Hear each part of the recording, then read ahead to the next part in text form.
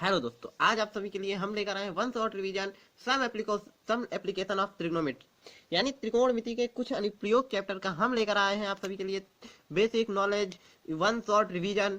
सारी चीजें इस वन शॉट में क्लियर होंगी, जैसा कि most important question, most important formula और मोस्टली इंपॉर्टेंट क्वेश्चन भी हैं जो बोर्ड एग्जाम में कई बार रिपीटेबल हुए हैं। तो ठीक है, चलिए स्टार्ट करते हैं one shot revision some applications of trigonometry. ठीक है, let's start one shot revision some applications of trigonometry. तो सबसे पहले बात करेंगे बेसिक की। तो बेसिक में क्या है, उन्नयन कोण और अवनमन कोण। देखिए, सबसे पहले बात बेसिक में हम लोग उन्नयन कोण और अवनमन कोण के बारे में थोड़ी सी चर्चाएं करेंगे। तो उन्नयन कोण और अवनमन कोण होते क्या हैं, इनके बारे में थोड़ी सी जानकारी ये प्राप्त कर लीजिए। जैसे आपको यहाँ पास दिख रहा है, ये ऐसे ये रेखा जो होती है ये क्षैतिज रेखा होती है। ये मान लीजिए आपको सीधा रेखा जो हो, आपकी जो सीधा रेखा हो वो क्या होती है, क्षैतिज रेखा। अब मान के चलिए आपको, जैसा हम सपोज दैट यहाँ पास दिखाना चाहें, तो देखिए ये जो है ये क्षैतिज रेखा है। क्या है, ये क्षैतिज रेखा है और इसके साथ ये बना हुआ ये ऐसे जैसे है, ये मान लीजिए ये ऐसे है। ठीक है, तो ये जो यहाँ पास ऐसा कोण बनेगा, क्या बनेगा, ये जो ऐसे यहाँ पास कोण बनेगा, ये कौन सा कोण होगा, उन्नयन कोण। कैसा कोण होगा, उन्नयन कोण होगा। अगर यही सपोज दैट ये क्षैतिज रेखा है और ये नीचे की ओर कोण बन रहा है, तो ये कौन सा कोण होगा, अवनमन कोण। ठीक है, चलिए अब इसको फिगर के माध्यम से समझते हैं। जैसे ये एक क्या है, क्षैतिज रेखा। सीधी रेखा हमेशा कौन सी रेखा होती है, क्षैतिज रेखा। अब ये नीचे की ओर कोण बन रहा है ना, ये कोण, तो ये कोण कौन सा है, अवनमन कोण। ये एक व्यक्ति है, यहाँ से देख रहा है, तो इसके आंख के सामने ये जो रेखा जा रही है, ये कौन सी रेखा है, क्षैतिज रेखा है। और ये जो नीचे की ओर एक रेखा जा रही है, ये पहले आंख है, इसको सीधा सीधा ये क्षैतिज रेखा हो गई। अब ये नीचे की ओर देखेगा इस ओर, तो ये जो दोनों ओर देखने के बीच में जो कोण बना हुआ है वो कौन सा कोण है, अवनमन कोण। ठीक है, पहले ये व्यक्ति इधर देख रहा था, अब ये व्यक्ति इधर देख रहा है, तो ये जो ये रेखा होगी ये क्षैतिज रेखा होगी, ये रेखा जो होगी ये दृष्टि रेखा होगी, और इन दोनों के बीच बना कोण कौन सा कोण होगा, अवनमन कोण। इतना ही बात क्लियर होगी। अब तो हाँ, अवनमन कोण। अब बात करें उन्नयन कोण। अवनमन कोण तो पता चल गया कि जब एक क्षैतिज रेखा हो उसके नीचे की ओर बना हो कोण, तो ऐसे करके तो अवनमन कोण होता है। ठीक है, अब बात करते हैं उन्नयन कोण की। तो देखिए, ये यहाँ से कोई व्यक्ति देख रहा है, ये सीधे अगर देखेगा तो उसकी क्या होगी, ये क्षैतिज रेखा होगी, अगर वो सीधे देख रहा है। अगर वो वही ऊपर की ओर देखे, ये अगर ऊपर की ओर देखे, तो यहाँ पास, और ये जो ऊपर की ओर जब देखेगा तो इधर और इधर के बीच जो बना कोण होगा वो कौन सा कोण होगा, उन्नयन कोण। ठीक है, इतनी बात समझ में। जब ये ऊपर की ओर देखेगा तो ऊपर की ओर वाली रेखा इसकी कौन सी रेखा होगी, दृष्टि रेखा होगी। कौन सी रेखा होगी, दृष्टि रेखा होगी। तो दृष्टि रेखा और दृष्टि रेखा, क्षैतिज रेखा, उन्नयन कोण, अवनमन कोण आपको क्लियर होंगे। ठीक है, इससे पीछे के चैप्टर में यानी ट्रिग्नोमेट्री का जब हमने वन शॉट किया था, तो वहां पास आपको हमने कई फॉर्मूले बताए थे। ठीक है, उनमें से कुछ फॉर्मूले जो आपके यहाँ यूजफुल हैं वो हम आपको यहाँ पास स्क्रीन पे आपको दिखाए जा रहे होंगे। चलिए शुरू करते हैं आज का वन शॉट, और पहला क्वेश्चन क्या है वो समझते हैं। ये देखिए, ये रहा आज का पहला क्वेश्चन। क्वेश्चन क्या है कि एक सर्कस, क्या कह रहा है, एक सर्कस कलाकार एक 20 मीटर लंबी डोरी पर चढ़ रहा है। सर्कस का कलाकार है जो 20 मीटर, जो एक डोरी वहां पास है, कितने मीटर की है, 20 मीटर की है, ये इंपॉर्टेंट बात है। ठीक है, 20 मीटर की डोरी पर चढ़ रहा है जो अच्छी तरह से तनी हुई है, जो डोरी पूर्णतः तनी हुई है मतलब कसी हुई है। ठीक है, और भूमि से सीधे लगे खंभे के शिखर से बांधा हुआ है। यदि भूमि स्तर के साथ डोर का बनाया गया कोण 30 डिग्री हो तो खंभे की ऊंचाई ज्ञात कीजिए। देखिए क्या कह रहा है, भूमि स्तर के साथ डोर का बनाया गया कोण। भूमि स्तर के साथ जब बनेगा डोर का कोण सीधे खंभे से शिखर से बांधा हुआ है। कहाँ बांधा हुआ है, पहली बात तो शिखर से बांधा हुआ है। दूसरी बात, भूमि स्तर के साथ डोर का बनाया गया कोण ना, पहले तो खंभे के शिखर से बांधी होगी डोरी और नीचे जमीन पर होगी, तो कौन सा कोण बनेगा यहाँ पास, अगर यहाँ पास कोण की बात करें तो उन्नयन कोण बनेगा, जैसे आपके फिगर में दर्शाया गया है। ये जो ये हमारे पास है, ये क्या है, खंभा है, खंभा है। ये क्या है, ये भूमि है, जमीन है। ठीक है, और ये क्या है, ये डोरी हुई है जो यहाँ जमीन से लेकर के यहाँ बंधी हुई है। ठीक है, डोरी की लंबाई 20 मीटर है। ये कोण जो बन रहा है ये क्या है, 30 डिग्री। अब यहाँ पास बात करते हैं कि यहाँ पास अगर बात करें तो ये हमें ज्ञात क्या करना है, खंबे की ऊंचाई। तो खंबा क्या है, ये है, यानी ए बी की दूरी ज्ञात करनी है, बीसी की, ए सी हमें ज्ञात है। तो सबसे पहले आप क्या लिखेंगे, ए सी इक्वल 20 मीटर और कॉमा, चलिए नीचे लिखेंगे, और नीचे अगले पॉइंट पे क्या लिखेंगे, A B equal question mark, A भी हमें ज्ञात करना है तो A B equal question mark, ठीक है। इसके बाद अगर हम बात करें तो इस पे हमें सबसे पहले लगाना है, और एक चीज और लिख देंगे, थीटा इक्वल 30 डिग्री।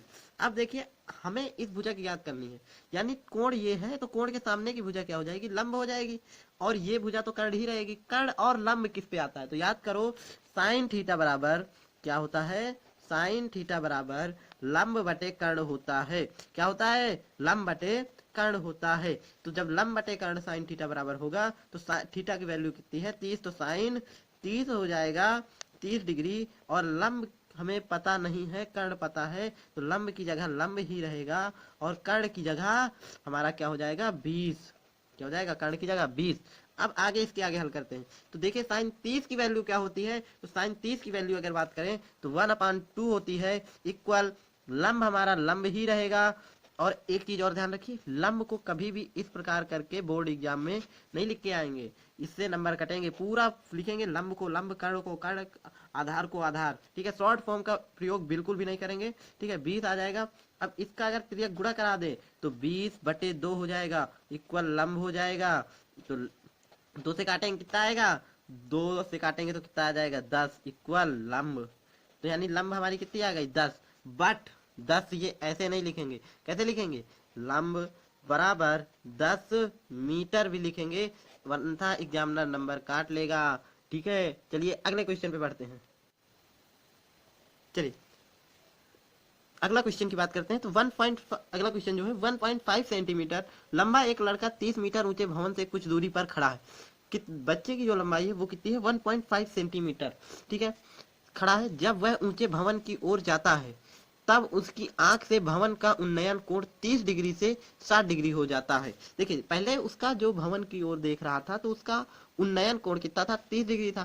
फिर वो जब थोड़ी दूर और बढ़ा तो उसका उन्नयन कोण कितना हो जाता है, 60 डिग्री हो जाता है। बताइए मैं भवन की ओर कितनी दूरी तक चल कर गया। देखिए सबसे पहले इन क्वेश्चंस पे सबसे पहले इनका फिगर बनाते हैं। क्या करेंगे, फिगर बनाएंगे। तो फिगर बनाने के लिए चलिए फिगर बनाते हैं।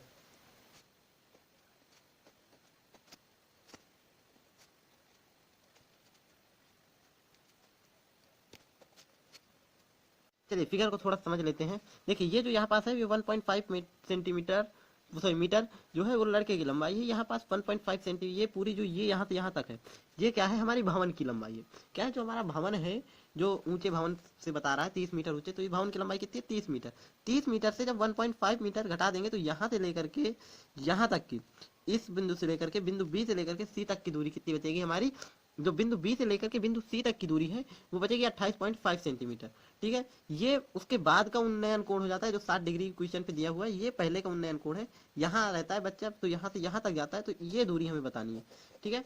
तो चलिए तब इसको हल करते हैं। कैसे हल करेंगे, उसके लिए सबसे पहले हमें ज्ञात क्या क्या है, देखिए सबसे पहले हमें C B equal 28.5 metre, comma B E equal 1.5 metre, ठीक है, कॉमा इसके बाद 1 एडी, इसी के इक्वल एक चीज और लिख लीजिए, एडी, क्या, एडी, क्योंकि दोनों की लंबाई सेम है, तो आप B equal 1.5 centimetre equal AD, ठीक है।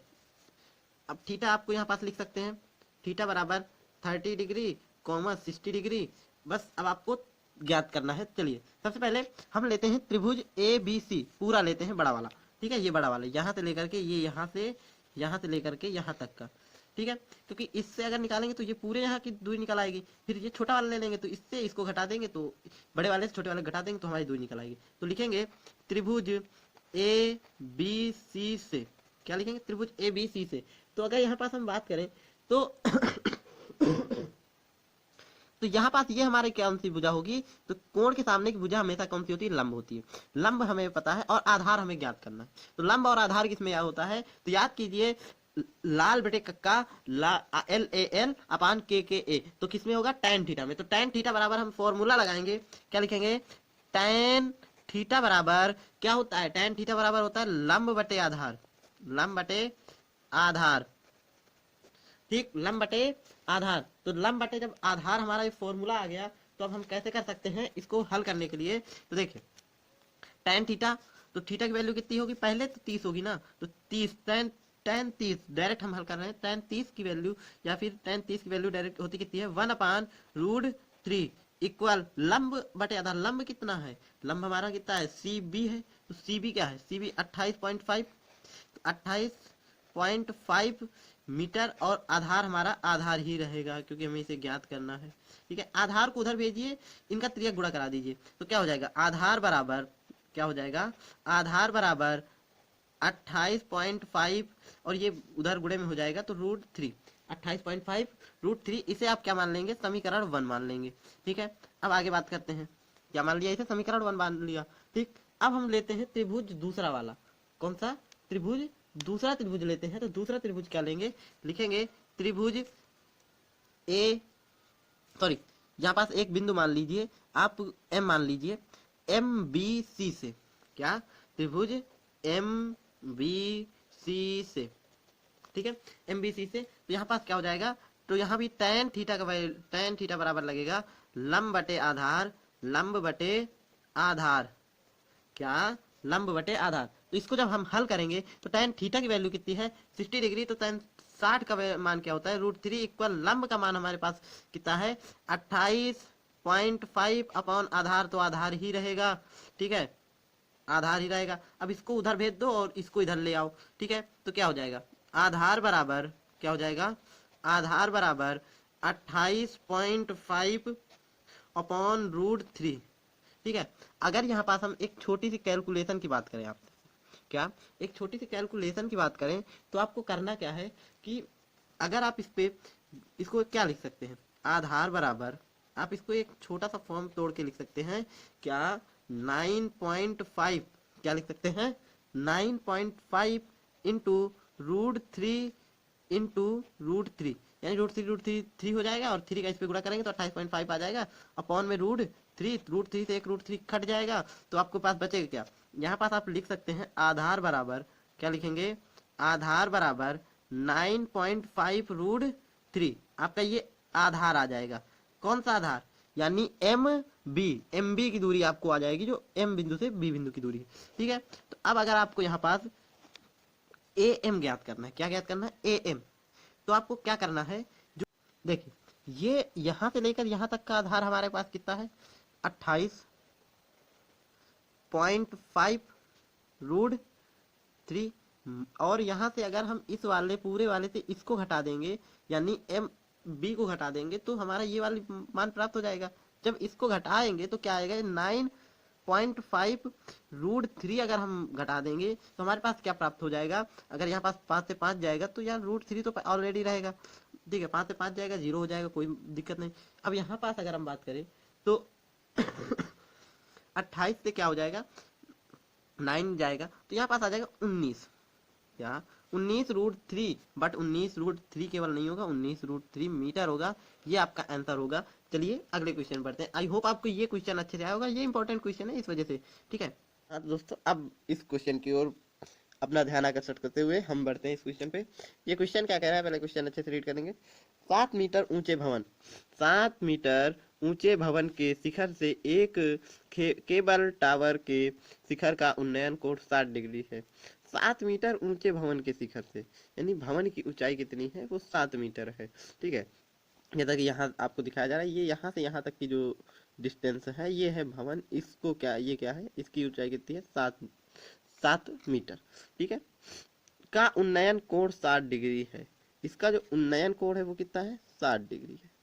ठीक है, ये यहाँ से ये सॉरी भवन की ऊंचाई ये यहाँ से यहाँ तक है। ठीक है, ये इसके सेम वाली। ठीक, तो इसका उन्नयन कोण जब बनेगा तो क्या होगा, वो भी कितना होगा, वो कितना होगा, 60 डिग्री होगा, क्योंकि ऐसे करके ऐसे उन्नयन कोण बनेगा, तो इस वजह से 60 डिग्री उन्नयन कोण होगा। और इसके पाद का अवनमन कोण 45 डिग्री, तो यहाँ से इसके जो पाद का अवनमन कोण होगा वो कितना होगा, 45 डिग्री।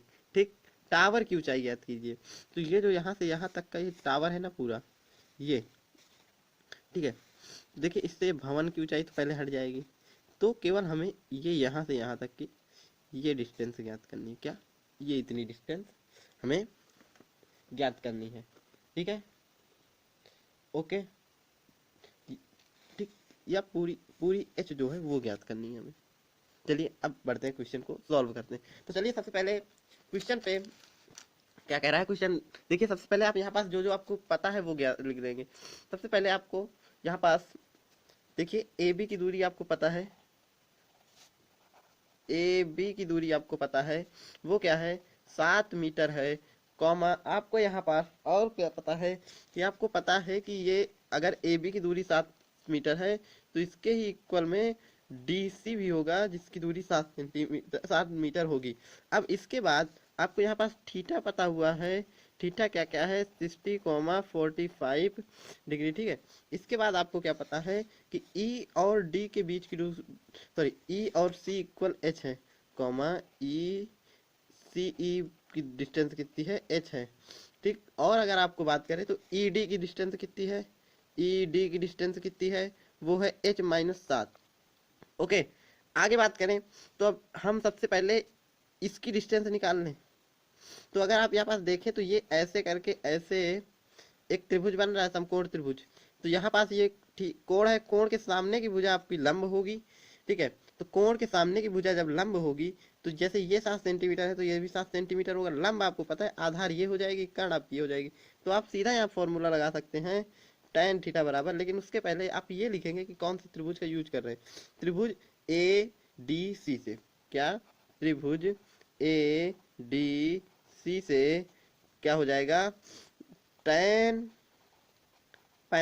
थीटा बराबर क्या हो जाएगा लंब बटे आधार, क्या हो जाएगा लंब बटे आधार। ओके, tan थीटा बराबर लंब बटे आधार। अब यहाँ पास tan थीटा की वैल्यू कितनी है, तो tan थीटा की अगर वैल्यू करें तो tan थीटा की वैल्यू 45 डिग्री है, थीटा की वैल्यू 45 डिग्री, तो 45 डिग्री रखेंगे तो tan 45 डिग्री बराबर लंब का मान हमारा कितना है, लंब का मान है लंब की अगर हम बात करें तो लंब का मान है 7 मीटर और आधार हमें नहीं पता, आधार हमें नहीं पता।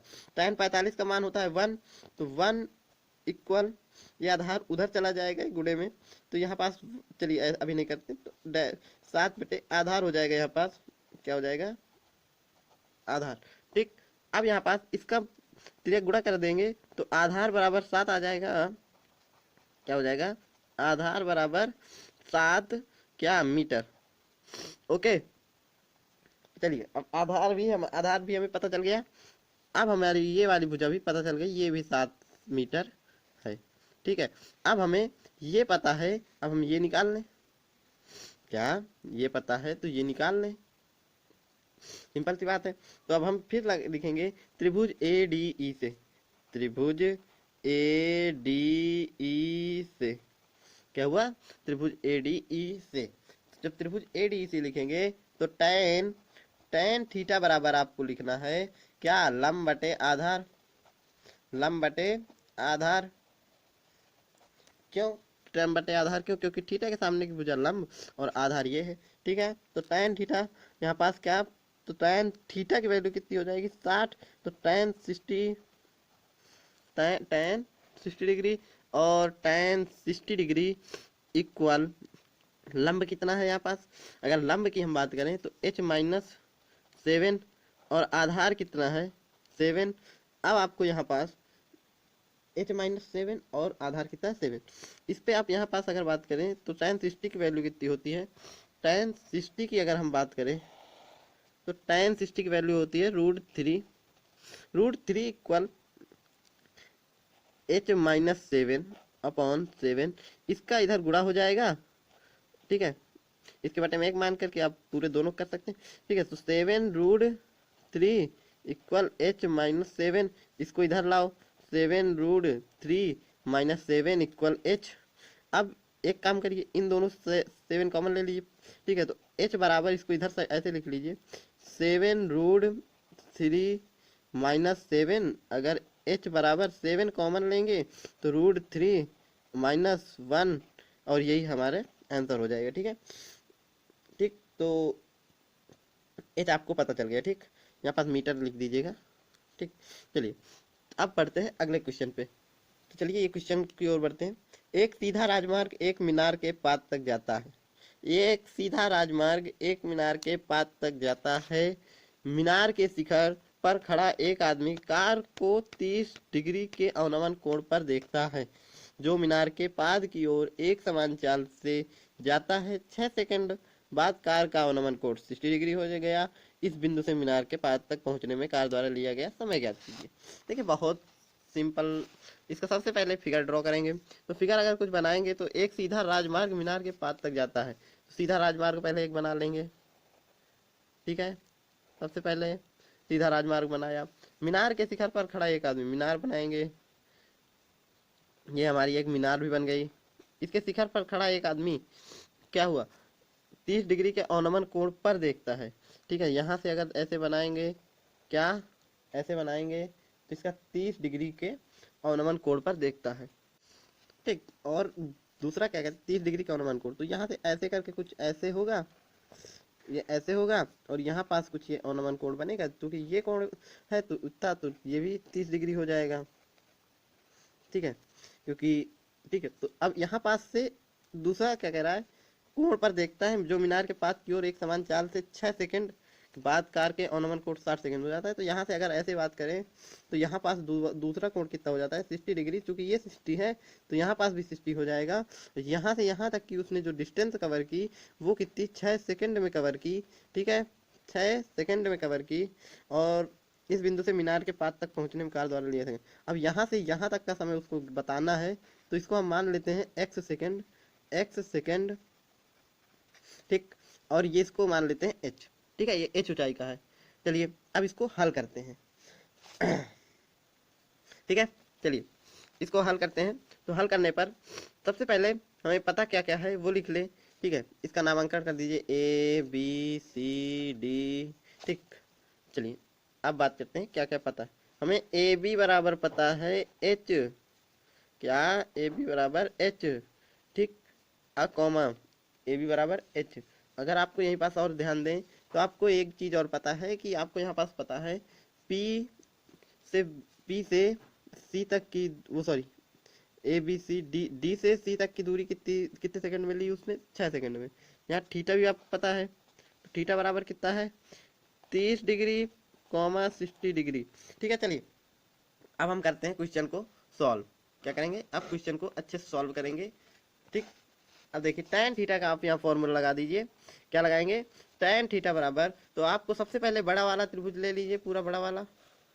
तो ठीक है, tan थीटा बराबर लंब बटे आधार लिखेंगे, ठीक है। लंब बटे आधार लिखेंगे। जब लंब बटे आधार लिखेंगे तो यहाँ पास tan थीटा यानी tan 30 बराबर tan कितना, या फिर tan 30 का फॉर्मूला लगा देंगे। या अब यहाँ पास पहले अगर सुविधा के लिए करें तो पहले ये छोटा वाला लगा देंगे, ठीक है। तो छोटे वाले को पहले निकाल लेते हैं, फिर बड़े वाले का निकाल लेंगे। तो tan 60 बराबर यहाँ 60 डिग्री हो जाएगा लंब बटे आधार। तो लंब क्या हो जाएगा, लंब सामने का h और आधार क्या हो जाएगा x सेकंड। तो h अपॉन x हो जाएगा tan 30 का मान √3 और इक्वल h अपॉन x हो जाएगा। और तो ये इधर गुणे में चला जाएगा तो x √3 इक्वल h हो जाएगा। समीकरण 1 मान लेंगे इसको। अब बात करते हैं अगले पे, ठीक है। तो अब अगले जब त्रिभुज से बात करेंगे, त्रिभुज ABD से, त्रिभुज ABD से, ठीक है। तो अब जब इस पे बात करेंगे तो क्या होगा, tan थीटा बराबर लंब बटे आधार, क्या हो जाएगा, लंब बटे आधार। जब लंब बटे आधार हो जाएगा तो tan थीटा की वैल्यू कितनी हो जाएगी, थीटा की वैल्यू यहाँ पास हो जाएगी √3। tan थीटा की वैल्यू वो सॉरी 30 डिग्री बराबर लंब बटे आधार। लंब क्या है, लंब हमारा है h अपान आधार क्या है, आधार हमारा है कितना आधार हमारा है x + 6, x और 6 सेकंड दोनों मिलाकर के आधार हमारा पूरा बनेगा जितना है। अब यहाँ पास tan 30, ठीक है। tan 30 का मान क्या होता है, 1/√3 इक्वल h का मान हमें यहाँ से मिल जाएगा क्या, x√3, ये हमारा h का मान है। तो यहाँ पास लिख देंगे x√3 अपॉन, अब इसके बाद x + 6 ये रहेगा ही सेम। अब इनका कर देते हैं क्रॉस मल्टीप्लाई। तो x + 6 बराबर, ये अगर इस पे गुणा करेंगे तो ये हो जाएगा 3x, क्योंकि √3 3 हो जाएगा, ठीक है, रूट हट जाएगा। अब अगर बात करें तो यहाँ पास इस ये x इधर चला जाएगा तो 6 इक्वल, इसमें अगर बात करें 3x माइनस एक्स हो जाएगा। तो यहाँ पास अगर इन दोनों को घटा देंगे 6 बराबर 2x बचेगा, और 2x इक्वल 6 इस प्रकार लिख सकते हैं। तो x बराबर 6/2, तो x इज इक्वल 2 से 6 जाएगा 3 आ जाएगा, अर्थात यहाँ से कितना समय लगेगा 3 सेकंड। ठीक है, यहाँ से यहाँ तक जाने में उसको 3 सेकंड लगेगा, पूरा यहाँ से यहाँ तक जाने में 9 सेकंड लगेंगे। ठीक है, चलिए आज का ये सेशन यहीं पे समाप्त होता है, और चलिए अब मिलेंगे अगले सेशन पे। तो तब तक के लिए ta-ta bye bye, take care. राहे मंजिल में मुझे चलना तो होगा, खींचेंगे लोग पीछे पर फिर भी मुझे आगे बढ़ना तो होगा। कि राहे मंजिल में मुझे चलना तो होगा, खींचेंगे लोग पीछे पर फिर भी मुझे आगे बढ़ना तो होगा। मैं थक कर बैठ नहीं सकता, क्योंकि मुझे अपने अधूरे सपनों को पूरा करना तो होगा, क्योंकि मुझे अपने अधूरे सपनों को पूरा करना तो होगा।